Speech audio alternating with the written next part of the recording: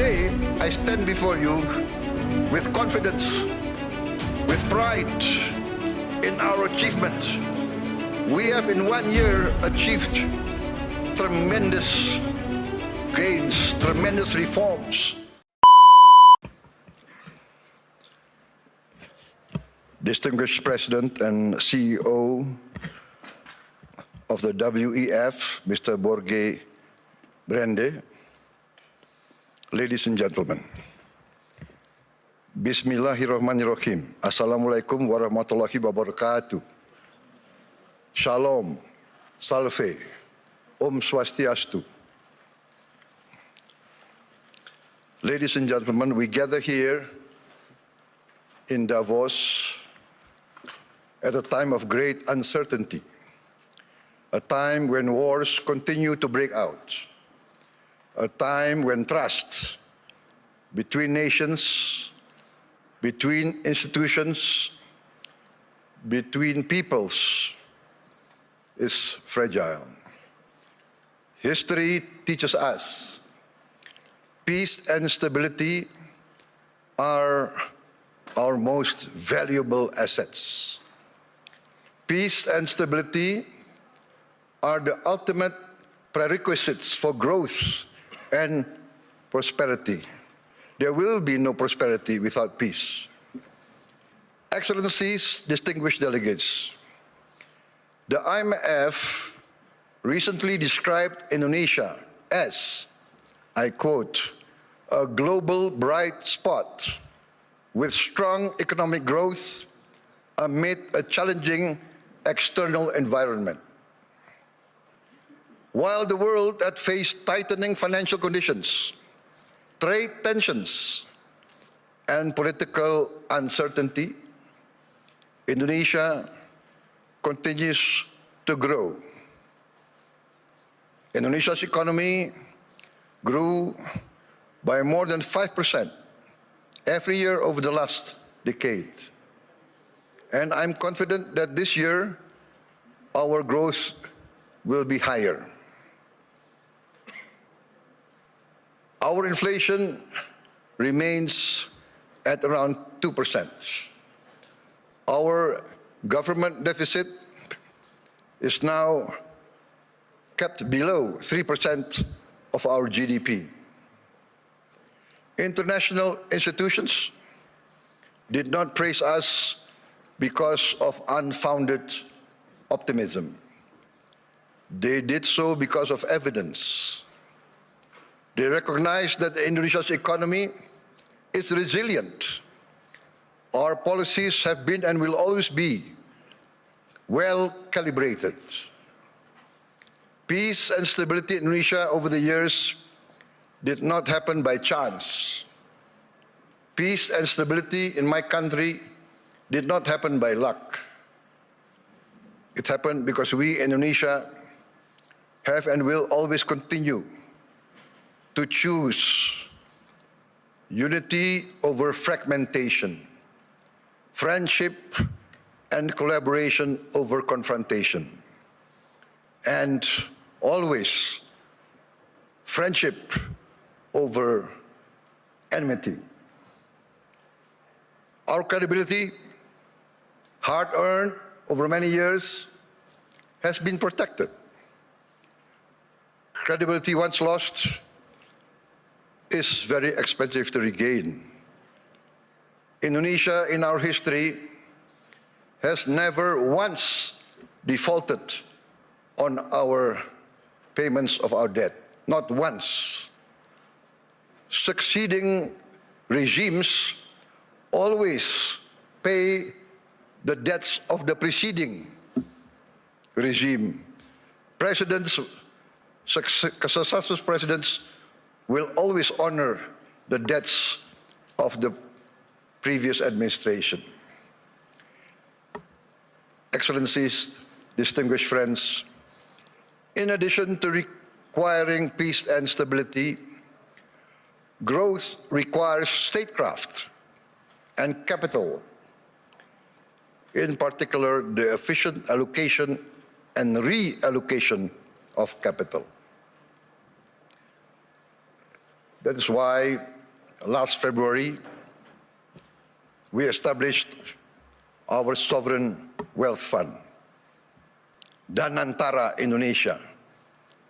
Danantara means the energy to power the future of Indonesia. Danantara is a sovereign wealth fund with $1 trillion in assets under management. With Danantara, I can stand here in front of you as an equal partner. Indonesia is now not only a land of peace and stability. Indonesia now is more and more the land of opportunity. Once again, I mentioned that I am convinced that our growth, the growth of our economy will be significantly surprising to many in the world. With Danantara, Indonesia is now able to be your partners. We will co-invest and grow with you. Danantara is established to finance and co-finance the industries of the future. We are determined to industrialize our country in a significant way. The industries of the future must be executed well and wisely. That is why we built Danantara with strong oversight and institutional responsibility. And we try to find the best executives to direct the leadership of Danantara. Danantara now manages 1,044 state-owned enterprises. We are going to bring this down to around, at most, 300. We will rationalize, we will get rid of inefficiency. We want the best governance and the best management under international standards. I have allowed Danantara to recruit expatriates, foreign citizens, to be able to lead these companies. We want the best brains and the best minds in the world. This is, in fact, how we run Indonesia now. From our social programs to our efforts to downstream our natural resources, to our efforts to reach self-sufficiency in food and energy. All are now accompanied by strong oversight and capable leaders. In the first 2 months of my administration, we carried out a vigorous efficiency program. We saved $18 billion by stopping inefficient and dubious programs from our budget, and redirected these funds to projects that directly improve livelihoods and impact all of society. As a result, on January 6, 2025, we started our free nutritious meals program for pregnant and lactating mothers, infants, and all Indonesian children. On our first day, we started with 190 kitchens, serving 570,000 people per day. 570,000 meals per day.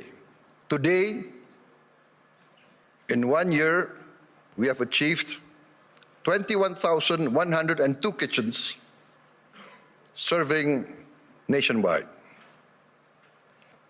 As of last night, we are producing 59.8 million meals for 59.8 million children, mothers, and elderly living alone. they receive these meals every day. To put this into context, in about a month's time, we will surpass McDonald's, 68 million meals a day.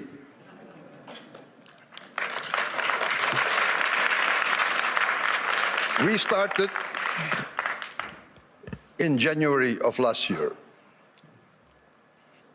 This year, we aim to serve 82.9 million meals a day. All children of Indonesia, from the womb of their mother up until they reach 18 years of age, benefit from this program. For pregnant and lactating mothers, we deliver the meal daily to their home. This is also delivered to their homes for the elderly living alone. To put this in the context I mentioned, I think McDonald's started their first kitchen in 1940. To reach 68 million, it took them 55 decades more.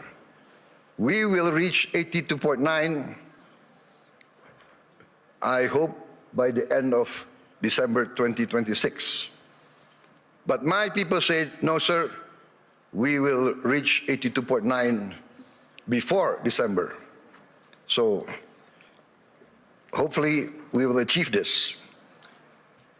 In addition to strengthening our children, our free meals strengthens our economy.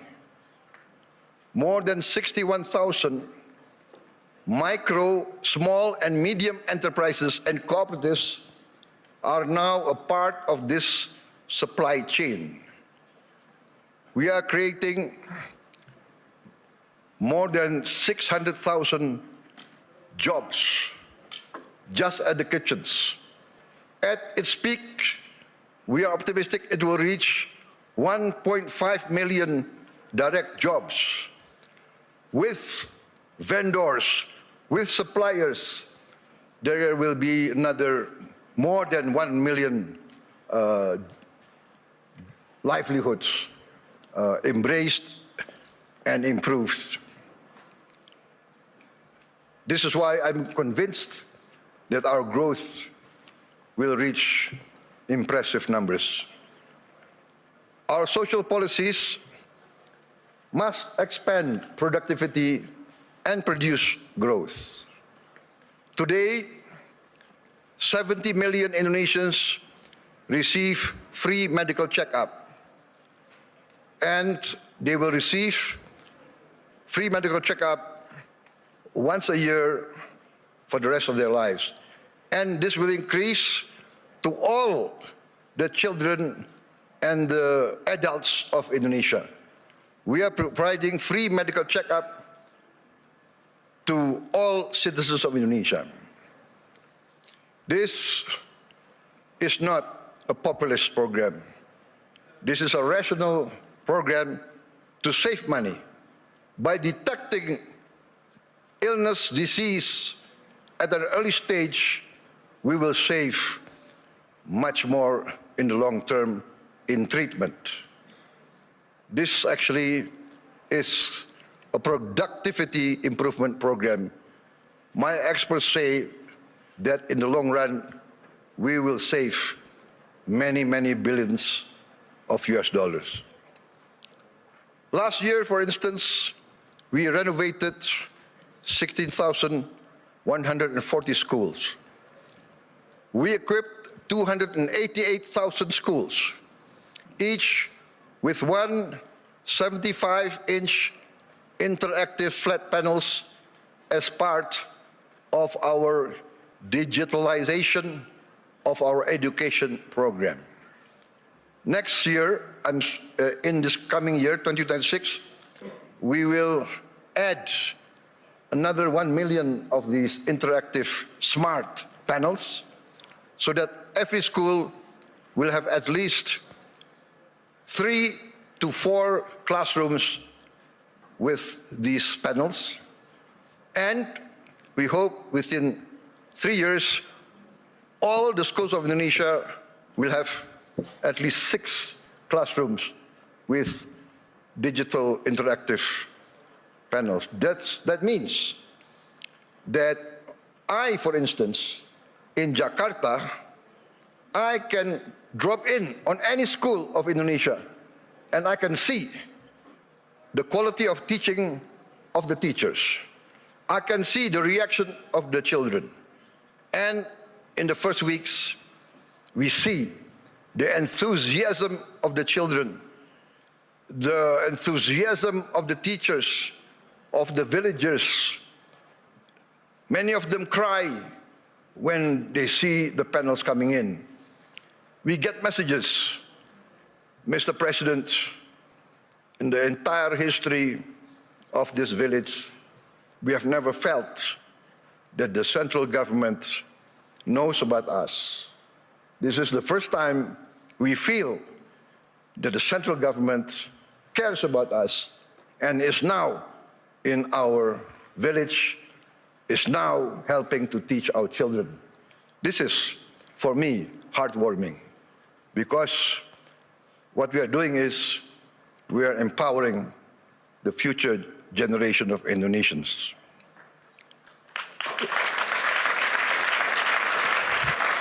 Why does this matter to global investors gathering here at the World Economic Forum?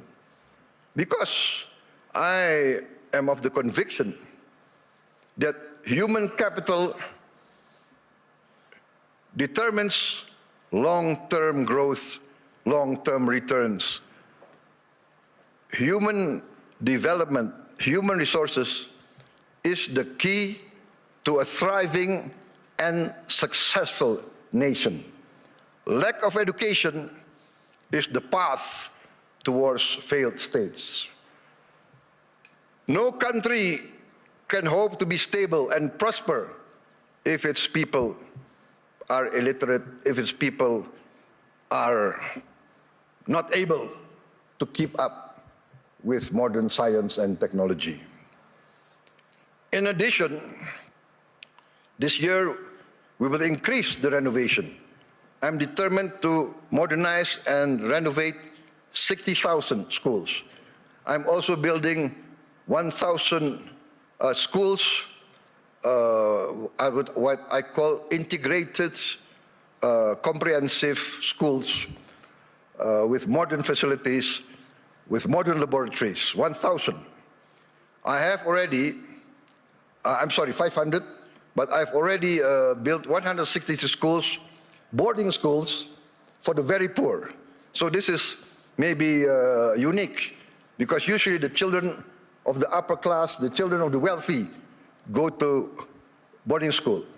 But I now make boarding schools for the very poor.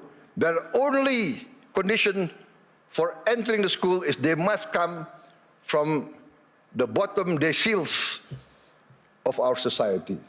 Those who are very poor, I'm taking their children.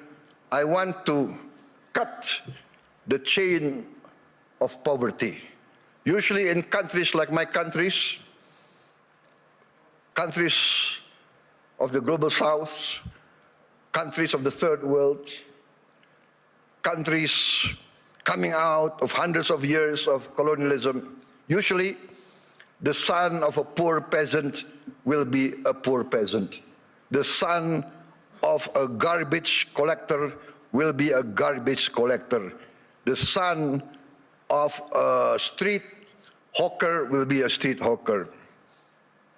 The son of a day laborer in the harbor will also be a day laborer in the harbor. This is what we call in the global south the circle of poverty.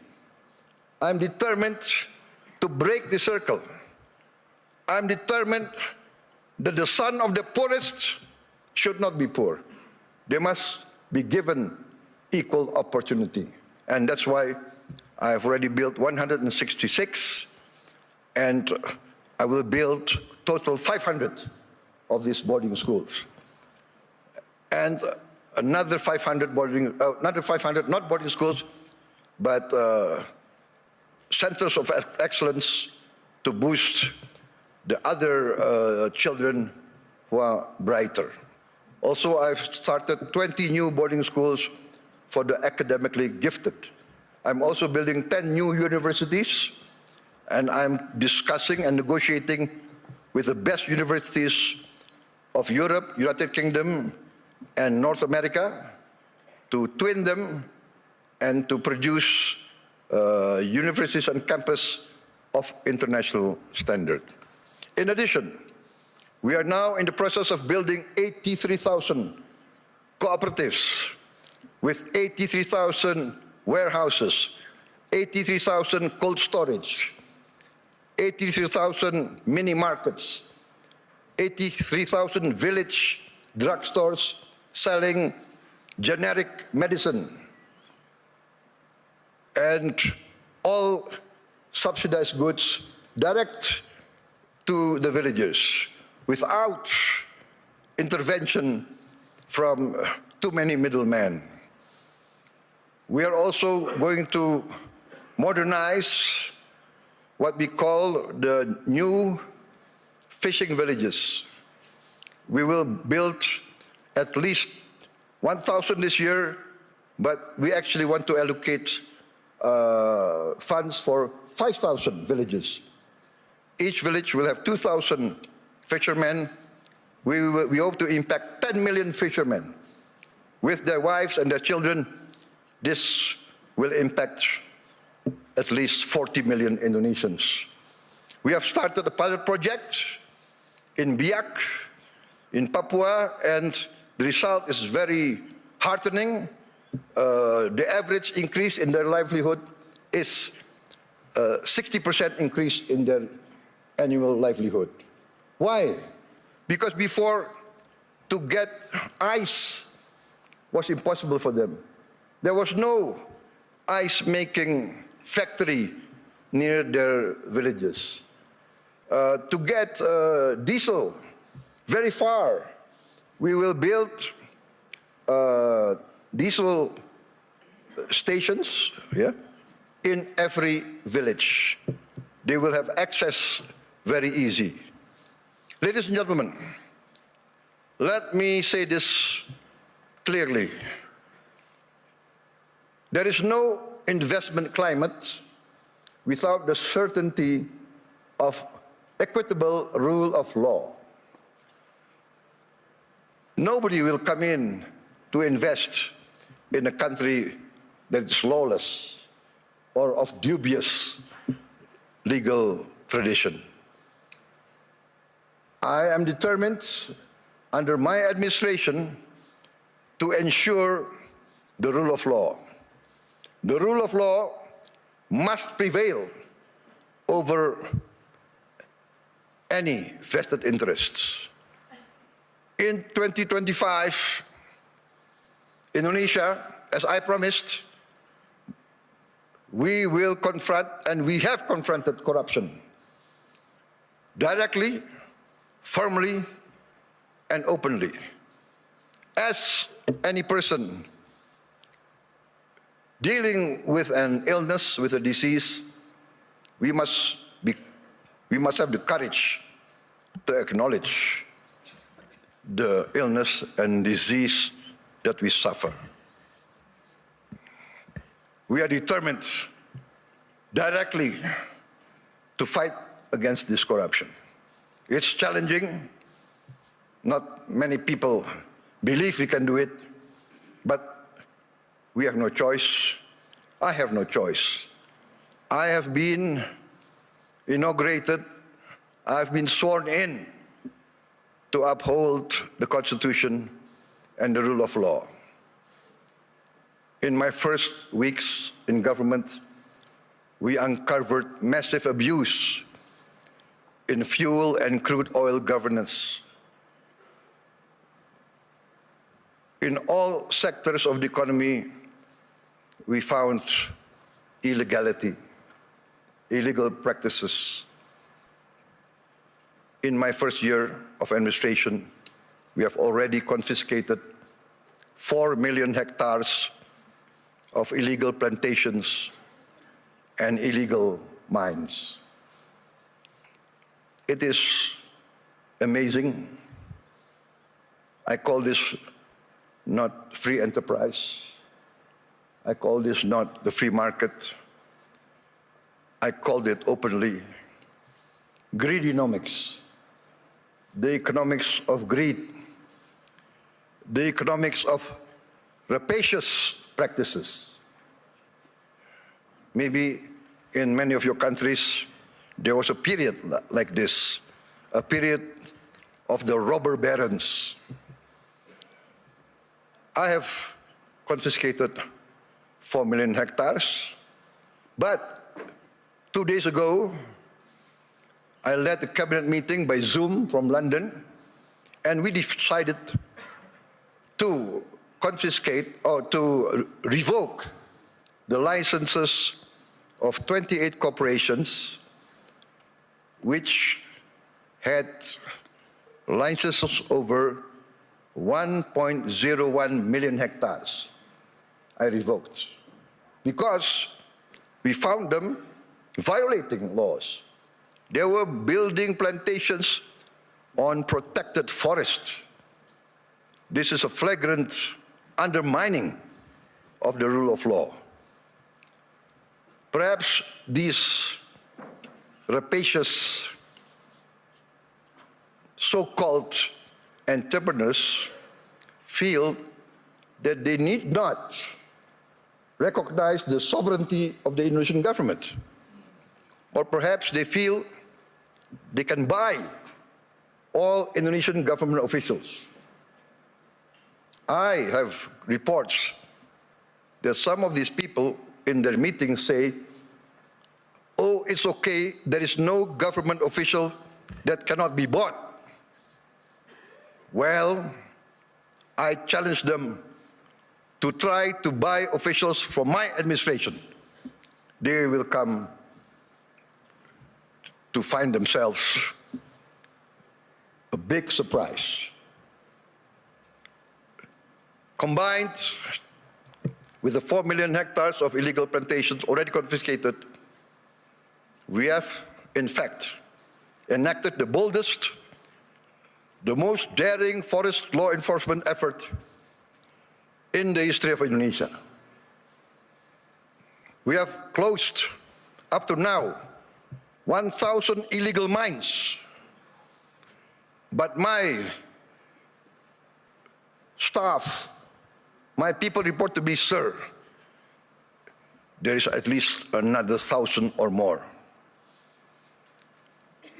There could be as many as 666 corporations that violate the law. So I say, what can we do? We can only have the courage to enforce the law. There can be no compromise. There can be no turning back. My people demand this, and we are determined to serve our people in honesty.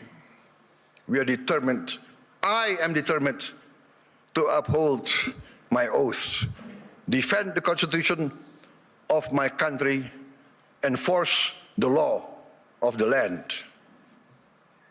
You might not have heard our story because we are people who do not like to be flamboyant. We are low-key.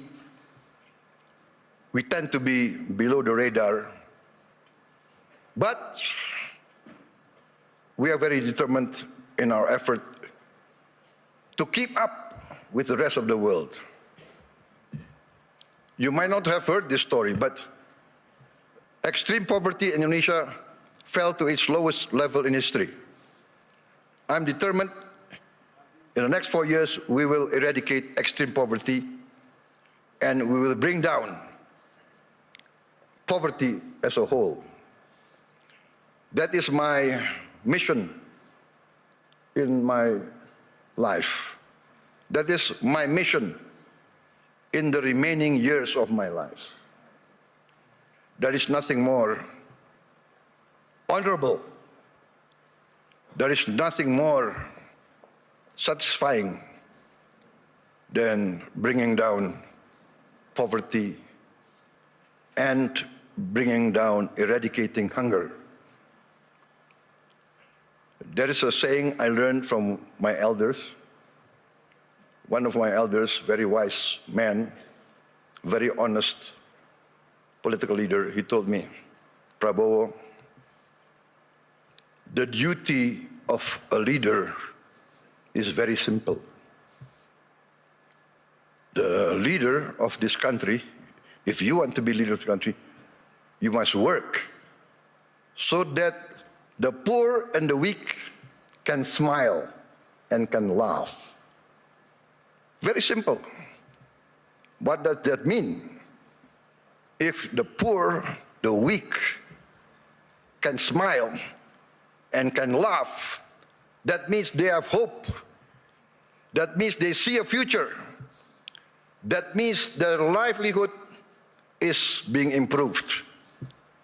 So that is my mission now, to make the poorest of Indonesians, the weakest of Indonesians, smile. I think part of this is we must combat corruption, manipulation, malfeasance. Ladies and gentlemen, a few days ago, I was surprised myself. Gallup poll and Harvard University found that a research survey of hundreds of countries found that Indonesia, the Indonesian people, is the most happiest people, the most flourishing country in the world, with the people the most optimistic. This is a bit heartening, but for me also a bit sad. I know my people. Many of them live in shacks. Many of them do not have clean water. Many of them do not have bathrooms. Many of them eat rice with salt. And yet they smile. And yet they have hope. We also achieved self-sufficiency in rice. The first time in many, many years, our rice production is the highest in the history of Indonesia. I gave a target to be self-sufficient in 4 years. I gave a target to my team. They did it within 1 year. I am convinced in the next 4 years, we will be self-sufficient in the other food products: corn, sugar, protein. Excellencies, distinguished delegates, Indonesia does not fear economic integration. We are a trading nation for hundreds of years. We conclude now trade agreements not because it is fashionable, but we consider it necessary. We believe in the concept of win-win. Last year, we signed free trade agreements and comprehensive economic partnership agreements with Europe, with the EU, Canada, Peru, Eurasia. I have just visited the United Kingdom to sign our new strategic partnership. Also an economic growth agreement. And we hope next year we can conclude a comprehensive economic partnership agreement with the United Kingdom.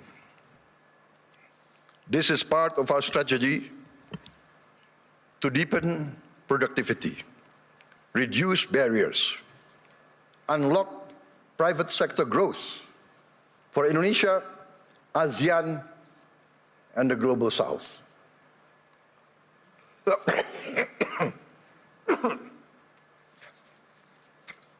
Excuse me. We believe that trade integration when done fairly, is not a threat to sovereignty. We believe trade is a tool for prosperity. Indonesia has a clear vision. We are determined to become a modern country, integrated with a global economy, providing good quality of life for its citizens, living free of poverty and hunger.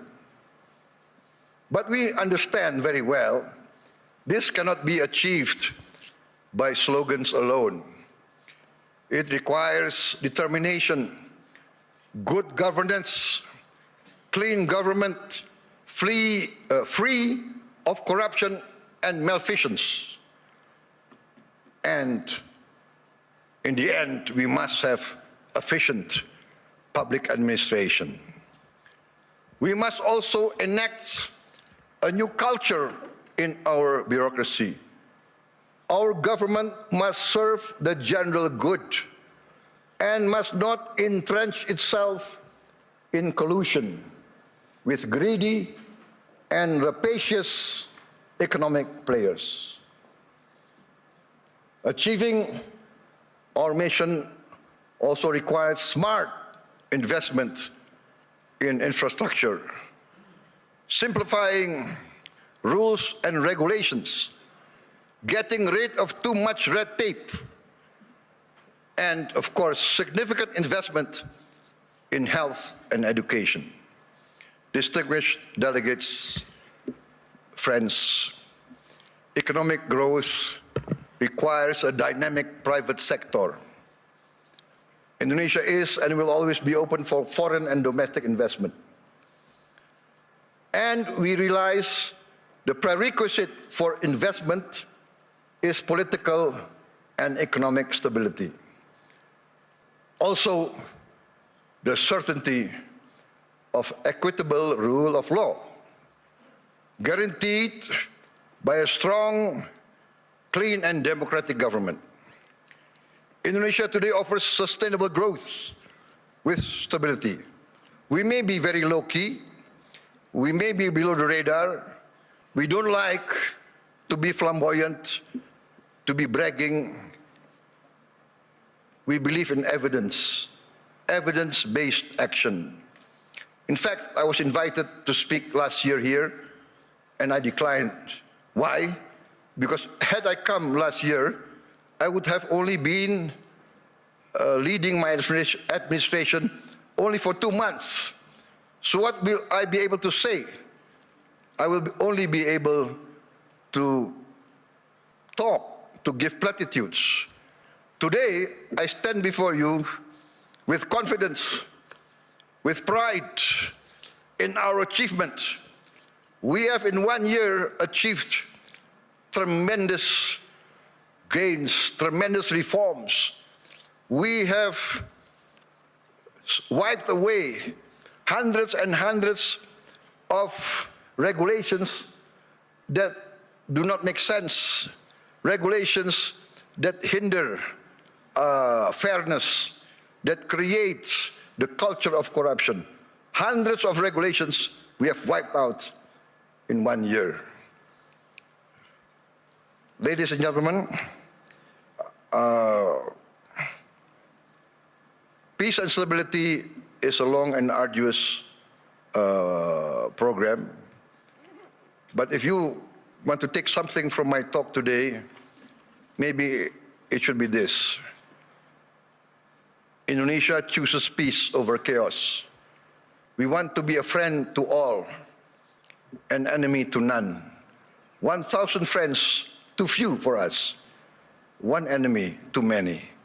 We want to be a good neighbor, a good, responsible citizen of the world, protecting the environment, protecting nature. We must not destroy nature. We must live with nature. We must maintain and be a part of a future full of hope. Hope grounded in credibility, execution of sound public policy, and continuous record of growth with equity. Let us build the world we want to live in together. Let us continue the journey to improve the quality of life for all, to live in peace, freedom, friendship, tolerance, coexistence, and cooperation for all races, all ethnicity, all religions. Let us continue our pursuit of justice for all, security and freedom for all. I look forward to seeing many of you here in this room, in Indonesia, because in Bali this June, we will host the first Ocean Impact Summit, together with the World Economic Forum, which Indonesia is sponsoring, together with the important participation of Mr. Ray Dalio and his research vessel, Ocean X. There is a SpaceX, I think, from Mr. Elon Musk, but I think Mr. Ray Dalio is one of the pioneers in ocean research. And Indonesia, being three-quarters sea, we are very concerned about the future of our ocean. Ladies and gentlemen, thank you very much for your attention. May you go in peace with the blessing of the Almighty God. Wassalamualaikum warahmatullahi wabarakatuh. Shalom, salve, Om Shanti, Shanti Om. May peace be upon us all. Thank you.